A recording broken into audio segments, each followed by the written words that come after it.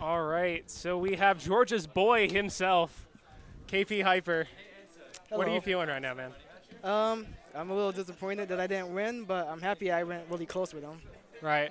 So going into that set, going to the first set right there, you had the advantage because of your set lead. What were you thinking right there that you had to try and do to make it the easiest and most chance that you had of winning that set? Well, the first set I wanted to like see his options, see what he would do, until like in case we went to the second set. But I kept getting nervous the first set, and I kept SDing, and I SD'd again in the second set. He's just really good at edge guarding, so I always get scared, and I was just air dodge off stage. And I know where he can make it back, but he can't make it back from all of that because Right. I did too much. Right. We noticed there towards the end of the beginning of the second set, you started trying to go for some edge guard options, trying to I think it was a B reverse dancing blade to try and grab ledge. What happened there when you were trying to go for those options? What were you thinking when you were going for those? When I go for B reverse dancing blade, it's actually me trying to go for B reverse blazer because that's Roy's easiest way to auto sweet spot the ledge.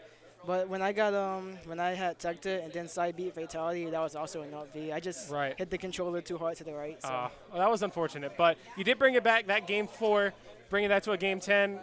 That must have been crazy for you going into game 10. What did you feel that fatality was going to do in that game 10 in order for you to win that set? Like, what did you feel like you had to do to try and beat him? Well, midway, I noticed he started catching my options. Like when I would go off stage, I wouldn't air dodge until I got to the very bottom. So he kept dipping down. So going to game 10, I would make sure I wouldn't make the same option. But so instead, I kept drifting too far out. But I drifted too far to where couldn't recover. Kill yourself. Yeah. Well, that was very unfortunate, but you did put out a great showing for today. So what are your plans for the next couple weeks, or just for Smash in general? Well, I definitely want to go to Gwinnett Brawl. Hopefully I can make it. Other than that, I really don't know. I'll try and go to a couple locals. I know MomoCon's coming up, and I do want to go to MomoCon when it ever happens. Mm-hmm. I mean, that would be a good chance for you to just show the world against more out-of-state talent what you can do. So I got one more question for you.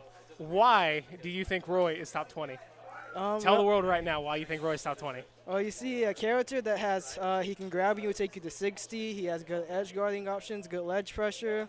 And his recovery, it doesn't go as far, but it's still not that bad. And also, it's actually pretty hard to actually hit. And then it can stage spike. He just has a lot of options in any situation. The only bad thing is that his approach options are limited. So you actually you have to mix up a lot.